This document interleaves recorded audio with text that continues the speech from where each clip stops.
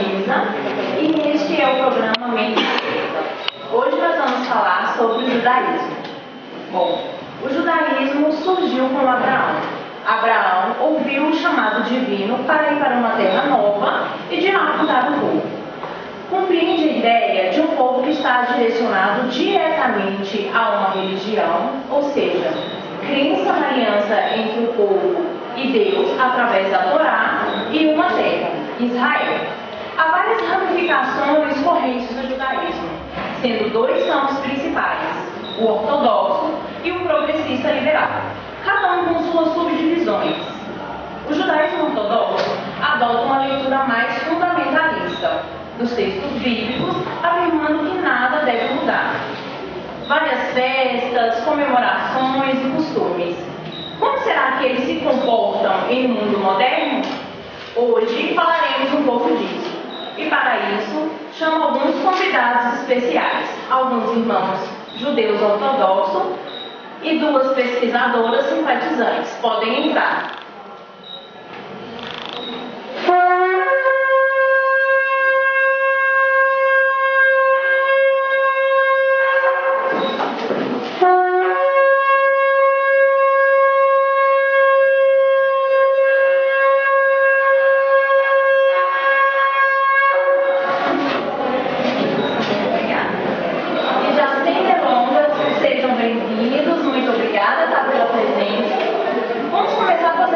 Perguntas que todo mundo tem curiosidade de saber, tá?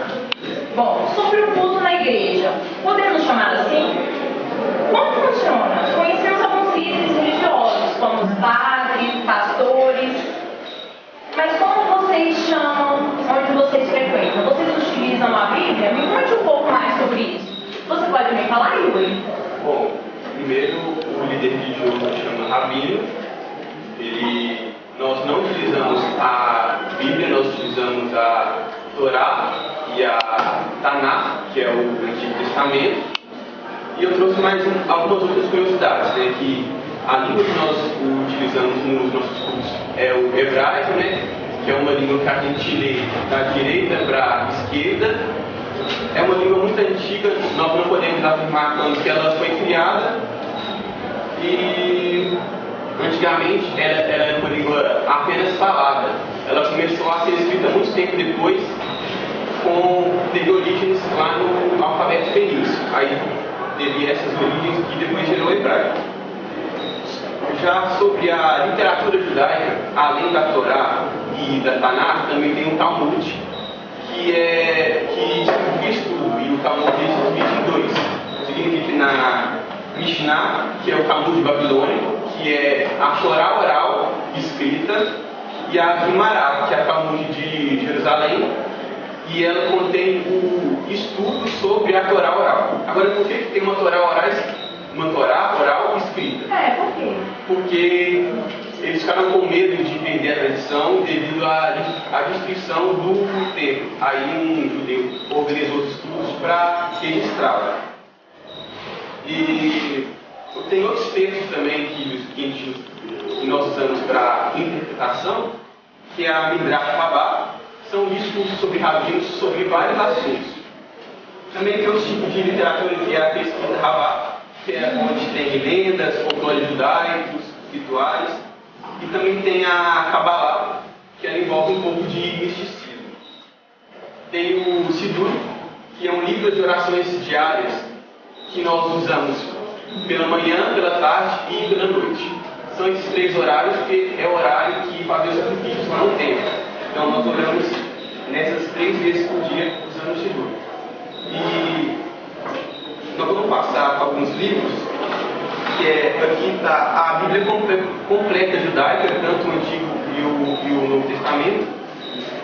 Aqui está uma Haggadah, que é como se fosse contando uma historinha, né, sobre Pesach, a Páscoa judaica.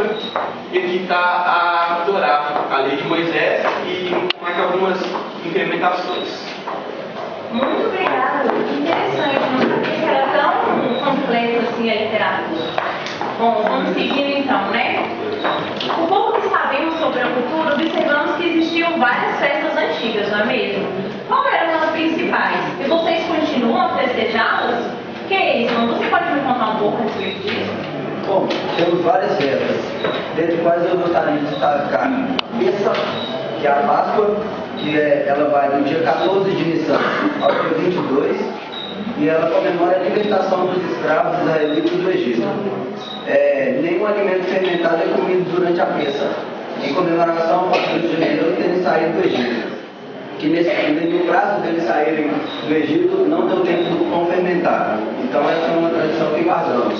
E o Shabbat, que é o sábado, né, que começa na sexta-feira com o pôr do sol e vai até no sábado, no amanhecer, que é o sábado que tiramos para cuidar da família e nos alimentarmos com os nossos amigos.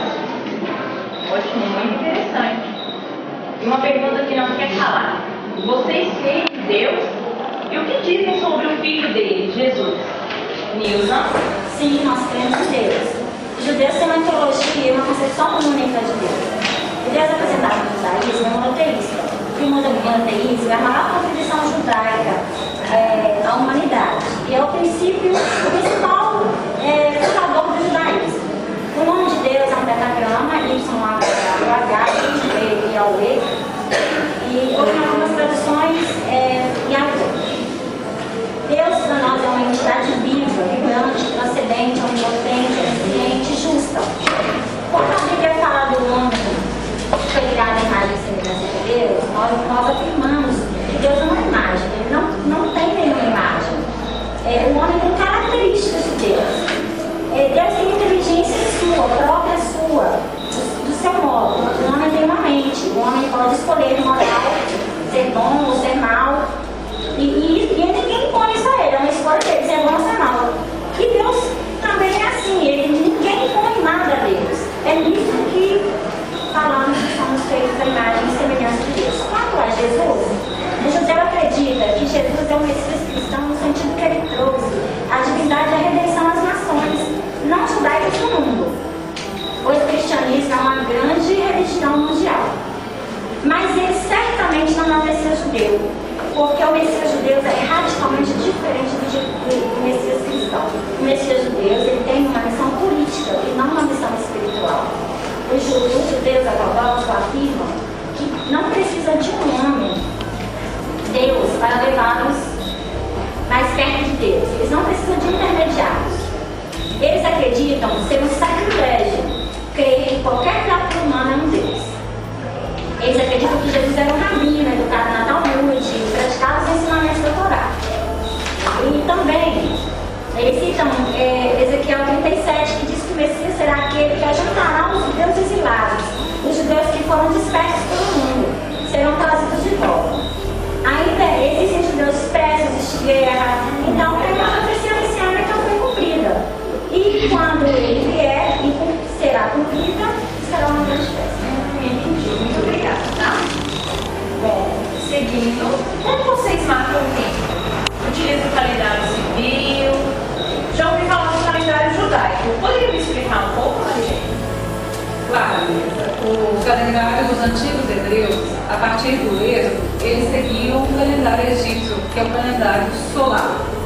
Mas quando Deus tira o povo da escravidão egípcia, a primeira coisa que Deus dá ao povo é a troca do calendário. Então ele sai do calendário solar e passa para o calendário que é chamado de lunisolar, ou luar, ou lunar.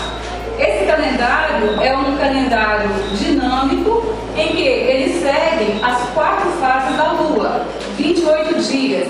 E interessante que o primeiro dia do mês é sempre marcado pela lua nova. Isso para eles significa mudanças, renovação, oportunidades de novas oportunidades de escolhas. Isso foi uma explicação do judeu e eu achei muito interessante. O calendário lunar, ele tem 354 dias, 11 dias a menos que o calendário lunar, porém, eles fazem adaptações frequentes ao calendário lunar. Por isso, o calendário judeu, ele tem de 12 a 13 meses anual. E o calendário calendário judaico, esse calendário lunar, ele foi determinado para marcar comemorações, tipo casamento, nascimento, festividades, serviços religiosos. Então, esse calendário lunar é para que qualquer judeu, em qualquer parte do mundo, onde ele estiver, ele tem essas mesmas comemorações e as mesmas datas do judeu de Israel. Entendi, muito obrigada. Vocês vão muito curiosos, estão sabendo muito, parabéns. Bom, e sobre os rituais? Ainda um curativo? Sim. Boa noite a todos. Primeiramente, sobre vários pontos de vista, eu poderia falar sobre vários rituais, mas vou estar falando sobre dois. Tá? Tem o rito de iniciação, o rito inicial, né?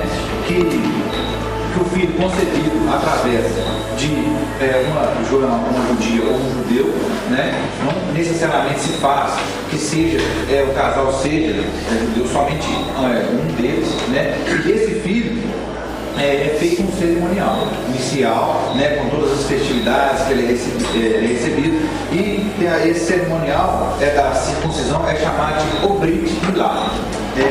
Ele significa aliança feita através da circuncisão. E é uma espécie de contrato que o povo judeu faz com Deus, né? Através dessa consagração, né? Hoje tem assim como se fosse um batismo, né? Atualmente no Evangelho. Então o que acontece? Com relação à menina, já é diferente, da filha menina é diferente.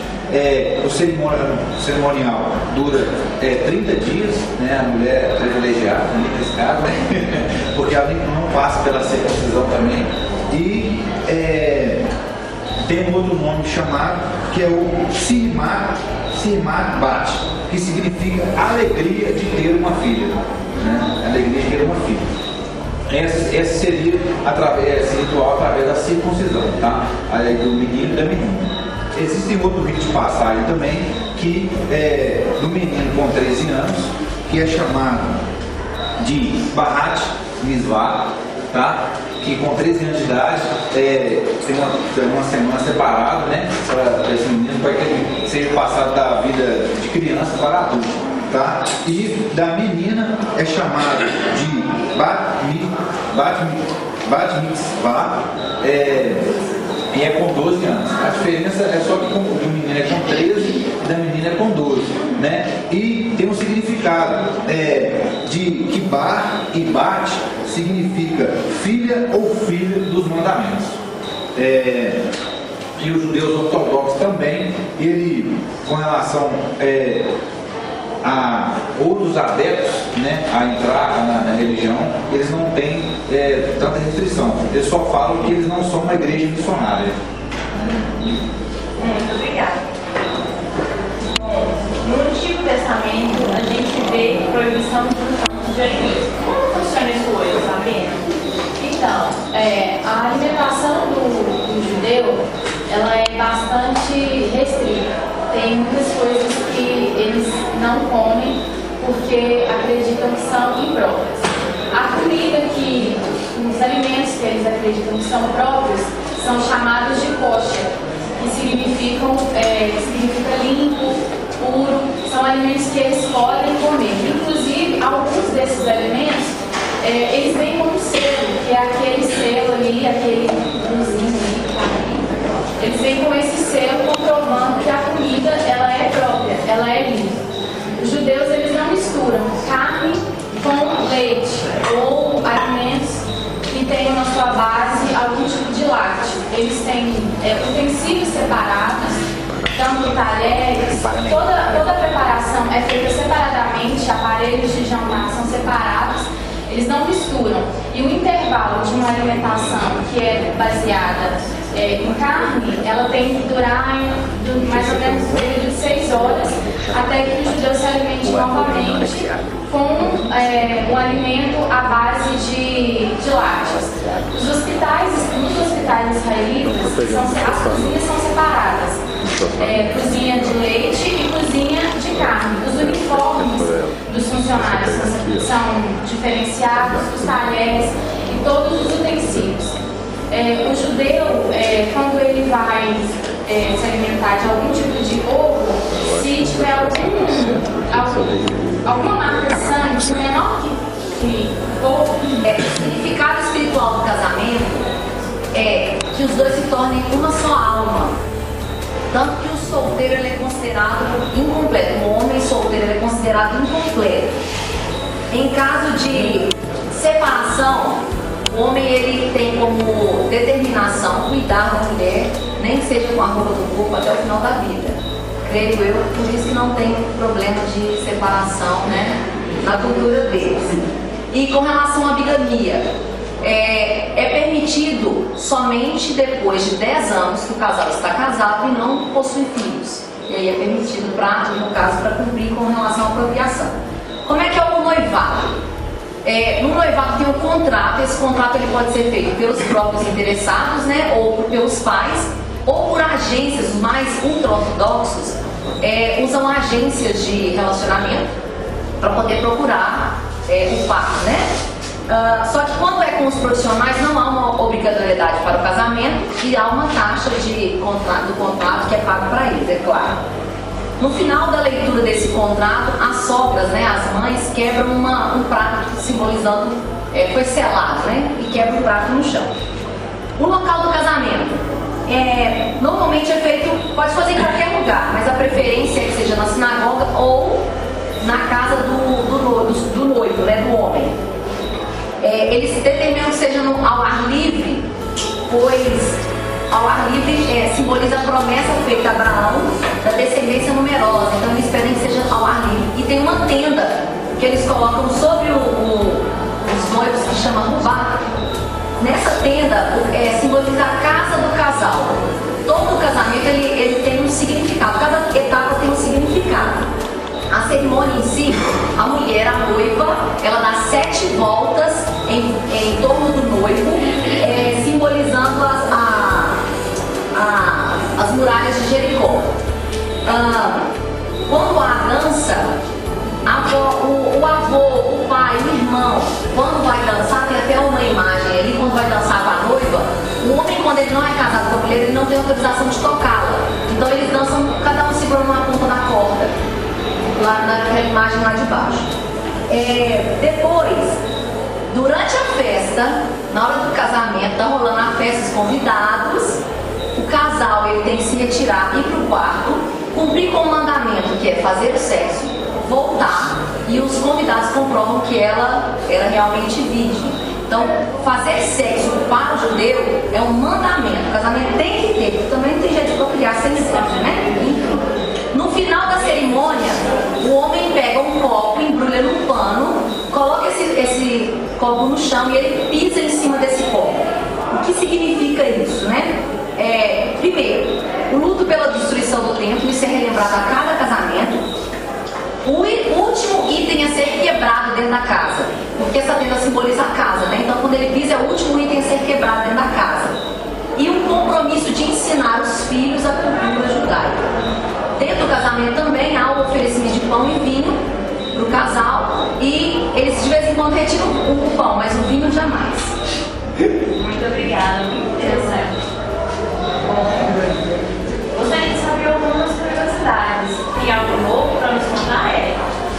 Bom, uma das curiosidades é que uma das comemorações dos judeus são os 10 dias de arrependimento.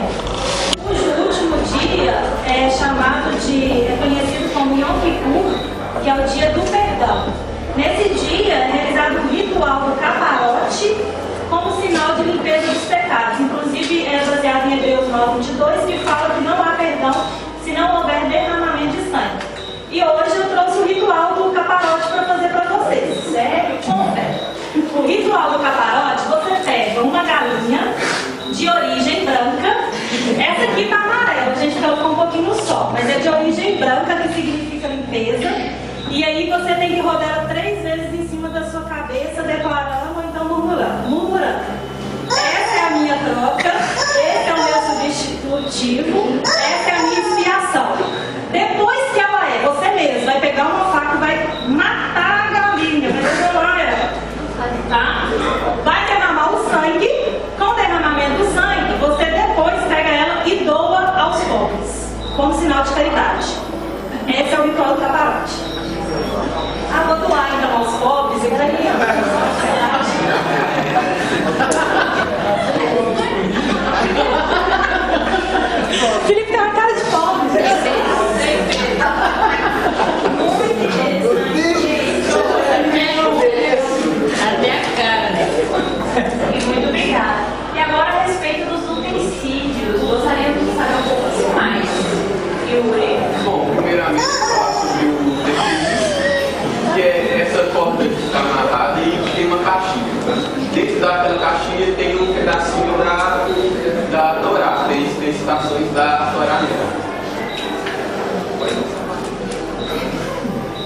À esquerda tem a kippah, que é a que nós estamos usando, usa somente homens, e ela simboliza cobertura. E normalmente nós usamos sempre quando estamos lendo a Torá, quando estamos na sinagoga, mas tem alguns que gostam de usar no dia a dia. E do lado na direita tem o Talit Gadol, que é o que eles estão usando. Ele é usado para orações matinais, nunca à noite.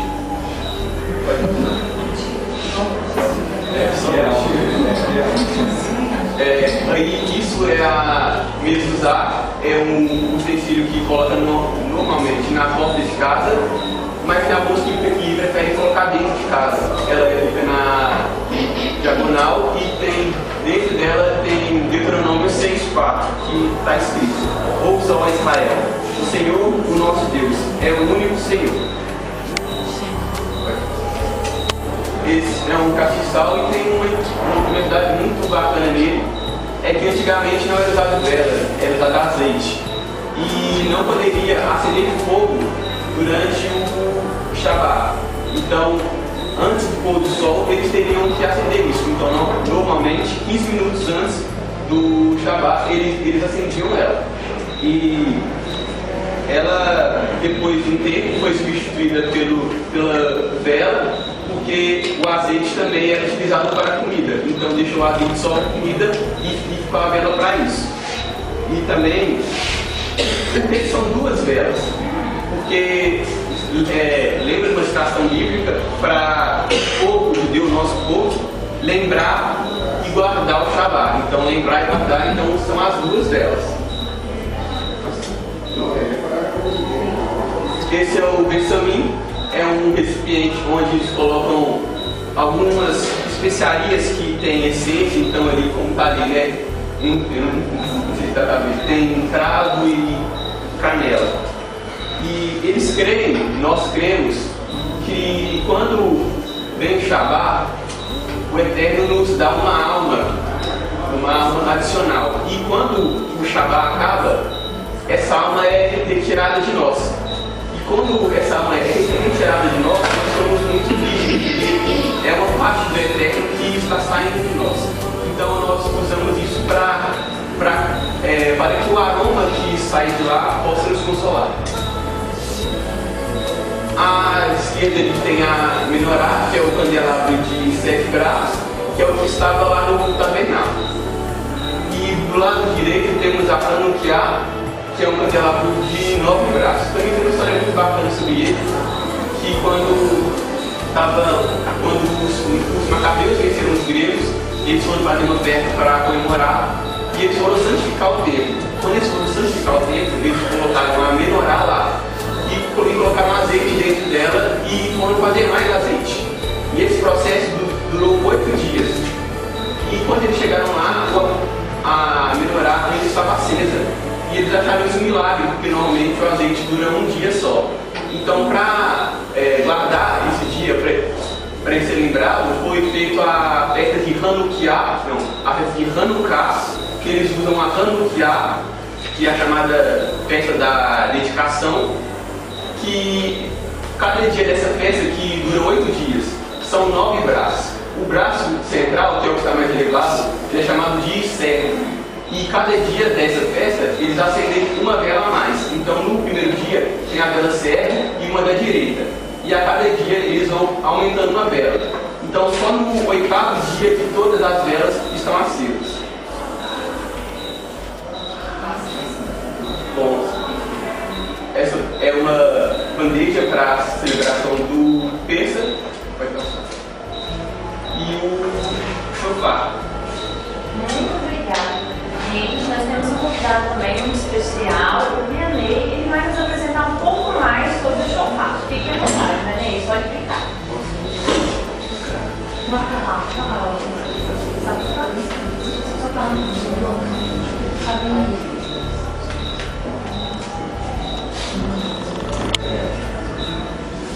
Primeiramente, Shalom.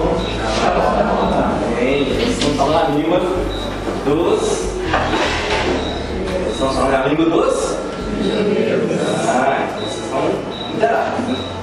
Pois bem, antes de começarmos a falar, mostrar para vocês a respeito do shofar, gostaria de fazer uma oração? Sim. Vamos fechar os nossos olhos? Pai Deus eterno, nós te agradecemos, ó Pai, por esse momento precioso que estamos tendo aqui, Senhor, com as tuas bênçãos, ó Pai, que o Senhor possa estar iluminando cada mente que aqui se encontra.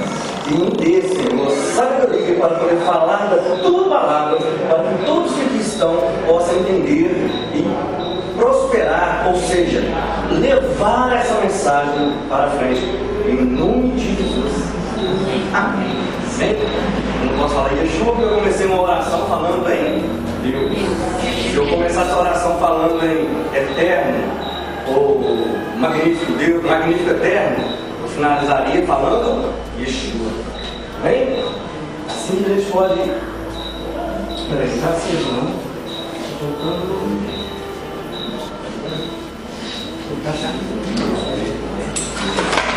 Isso acontece, viu, gente?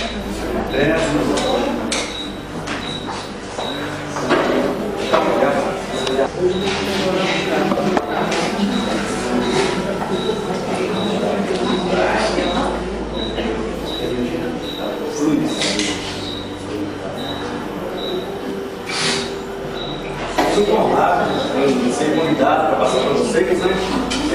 A parte do toque do shofar, porque o toque do shofar, nós às vezes, falar de mim, quando eu ouvi o toque do shofar, eu gostava do barulho, né? Um barulho bonito, um barulho assim que nos emotiva, mas eu não entendia por que do shofar, né? O shofar geralmente ele pode ser usado em qualquer solenidade que nós iremos fazer. Se for, por exemplo, vamos fazer um ministério fora, na rua, posso usar o shofar? Se eu estou em casa, vou ter uma confraternização com os meus familiares, posso usar o shofar? Tudo isso nós iremos ver aqui rapidamente, porque se for para eu estar realmente falando sobre o shofar, eu demoro aí mais ou menos em média de umas 4 horas para falar mais ou menos. Porque tem coisa ali que sujeita esse ótimo. Abriu aqui muito.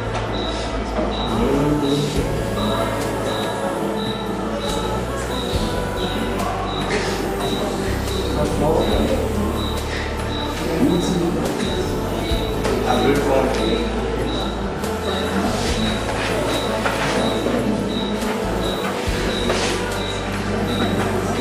Via e-mail, nosso programa está chegando ao fim. Você poderia então pelo menos mostrar alguns toques pra gente? Pois infelizmente não vai ser possível, né? O passado foi programado com vocês, devido ao tempo ser curto, não podemos passar do horário a qual vocês. Não tem problema, depois a gente marca um retorno, tá? Nós falamos então sobre o shofar. A direção autorizou o programa continuar. A diretora. Viu, gente? Por isso que nós temos que começar qualquer coisa com uma oração. Qualquer encontro que vamos fazer, vamos orar. Não é verdade? Vamos lá.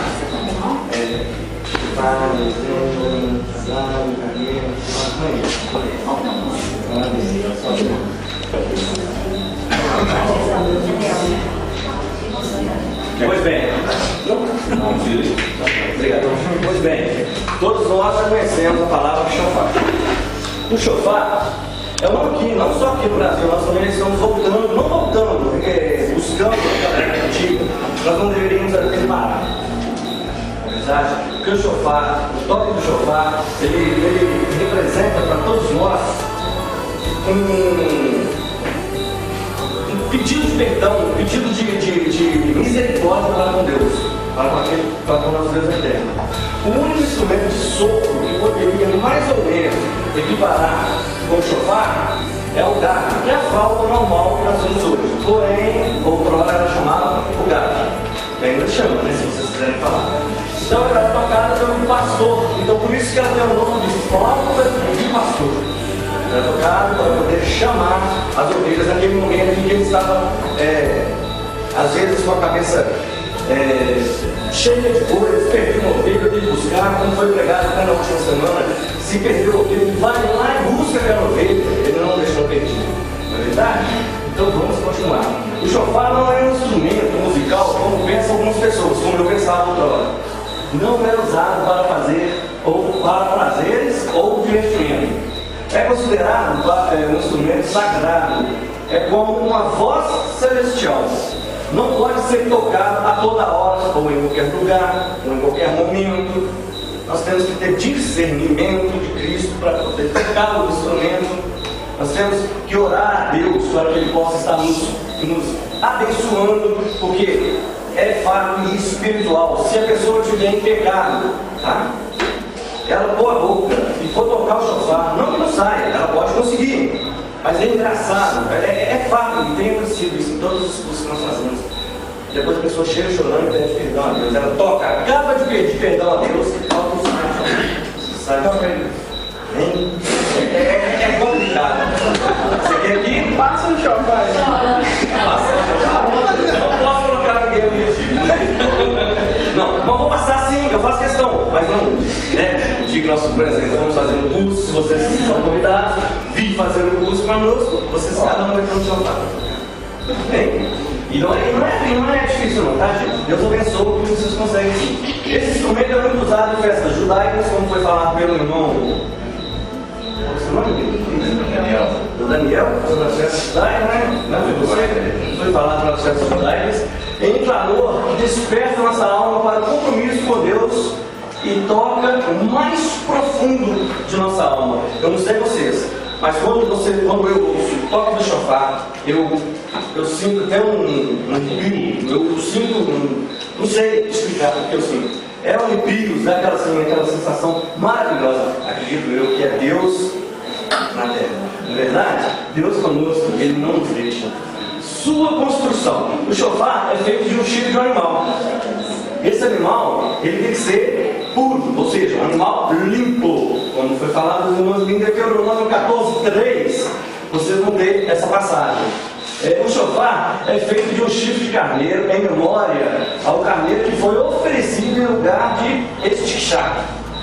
Quem que é esse? É o Isaac. Aquele cordeiro que foi entregue no lugar de Isaac. O chifre do animal antigo também é largamente utilizado como shofar, pois simboliza humildade. Animais cujos chifres são usados como shofar. Antílopes. Alguns de vocês, os senhores e das senhoras, conhecem antílopes? Vou mostrar para vocês também. É a designação como para um grupo variado de mamíferos bovinos. O grupo envolve espécies diferentes subfamiliares. O ocudo é um parente do antílope. Ele é um parente do antílope, porém ele é africano, então ele é mais robusto, ele aguenta mais o tempo, ele aguenta ficar mais ao tempo, porque o local para ele é propício. Aqui nós temos algumas imagens dos antílopes, né? Nós pegamos os chifres deles, limpamos no centro e perfura o bocal. Simples, não tem que dizer, complicado para se fazer, tá? Se vocês tiverem curiosidade, no Google e buscam lá como se fabricar um shofar, se vocês matarem curiosidade. E aqui temos também o carneiro. O carneiro é o macho da ovelha que, quando ele é pequeno, é chamado de cordeiro. O carneiro tem o nome de cordeiro, quando pequeno. Então, cordeiro de Deus, quem era o carneiro? Quem lembra então que é filho de Deus? Quem era Jesus? Criança, não é verdade? O Yeshua HaMashiach. E vamos lá. Ocasiões do uso do shofar em Israel. Nos tempos antigos, o shofar era usado em ocasiões solenes. O shofar também era tocado durante as batalhas contra o inimigo perigoso. Portanto, o seu toque serve como um grito de guerra contra o inimigo. Atualmente é tocado em diversas festas comemoradas pelo povo judeu. O uso do shofar na palavra de Deus. Há vários momentos no Novo Testamento e no Velho Testamento que o shofar é mencionado. Infelizmente, em algumas traduções, encontramos trombetas. Quem tiver uma Bíblia que a gente puder abrir, encontramos, abrir em Êxodo 19. Encontramos a palavra trombeta, encontramos a palavra buzina e encontramos a palavra corneta. Iremos encontrar a palavra shofar, na realidade, mais na Bíblia hebraica. Essa é a Bíblia hebraica, só no Velho Testamento. Não, nós temos ela no Novo Testamento, eu ainda não consegui adquiri-la, mas ela está a caminho. Bem, existem toques diferentes? Como que funciona isso? Vou chegar a uns toques diferentes, deve ser o próximo. Significado dos toques. São 3 toques. Viu? O primeiro toque é o toque tequiá, que é o toque de oração. Vocês observaram que quando o pessoal foi entrar, quando a nossa querida Vanessa, quando ela chegou, ela anunciou que iria entrar os convidados, né? O que aconteceu? Houve o toque do... E eles entraram, mas qual toque que foi aquele? Porque foi só eu toquei 2 vezes o mesmo toque, que é o toque tequiá, toque de oração. Eles entraram, aí fizeram a oração, eles entraram, começou uma palestra, e Deus com certeza estava comigo. É um som contínuo, um outro suspiro, simbolizando o amor de Deus por nós. Anunciamos Deus como Rei do Universo. Nos leva a levantar e orar, buscando a presença de Deus. Temos o Shevarim, que é o toque de oração. Esse Shevarim é o toque de oração. Vou fazer os toques para vocês posteriormente. São 3 sons interrompidos, como um soluço. Esse som nos conecta a Deus através de gritos soluçantes, de um desejo e humildade, reconhecendo-o, com letra maiúscula, como soberano e único Deus. E temos também o terceiro toque e o último toque, que é o teruá, que é para pregações. Quando vai começar um culto, quando vai começar uma reunião que vai falar da palavra de Deus. Certo? O teruá é composto por 9 ou mais toques curtíssimos, com suspiros entrecortados em meio ao pranto, a nos despertar do nosso sono espiritual, nos fazendo lembrar de que devemos levar a palavra de Deus a todas as... Não podemos esquecer, nós temos que levar a palavra de Deus para todas as nações. Por isso que vocês aqui estão, para aprender, buscar mais Deus e passar para a frente, salvando pessoas para que o reino do céu povoa mais. O que o toque de shofar representa para a igreja nos dias de hoje? É importante que a igreja entenda profundamente o toque de shofar, sobre o toque de shofar. Vamos compará-lo a outros instrumentos usados na igreja. Por exemplo, o violão, que é largamente usado em qualquer igreja que você for, você vai deparar com o violão. Apesar de um shofar não é somente um instrumento musical, e sim um instrumento de adoração a Deus. A sua misericórdia que proveu Yeshua, Jesus, para mover em nosso lugar. Aqui está, geralmente nós tiramos do antílope, que é um animal que nós conseguimos fazer o shofar com som maior, e melhor. E para vocês, então, eu vou voltar no som do tequiá. O som do tequiá, ele é um som contínuo e com um longo suspiro. Então eu vou tocar para vocês ouvirem, então vocês sabem, poxa, isso aí significa oração. Tem alguém buscando. Na guerra, são tocados 3 toques, o tequiá, chamarim e o teruá. E depois, tequiá, gadol. São 4 toques. Que aí já está falando que o inimigo aproxima. E todos começam a tocar. Então vamos tocar agora o tequiá.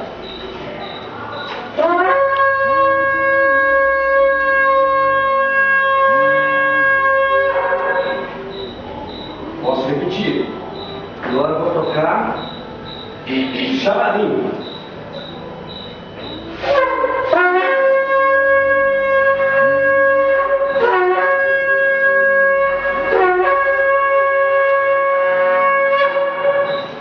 Três toques interrompidos.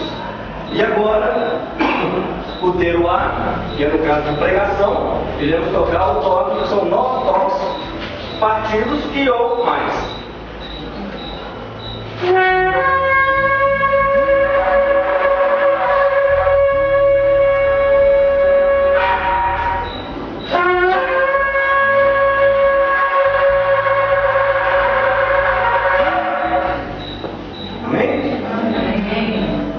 Eu gostaria de deixar para vocês uma mensagem para todos aqui que estamos comigo junto, né? Vamos avante.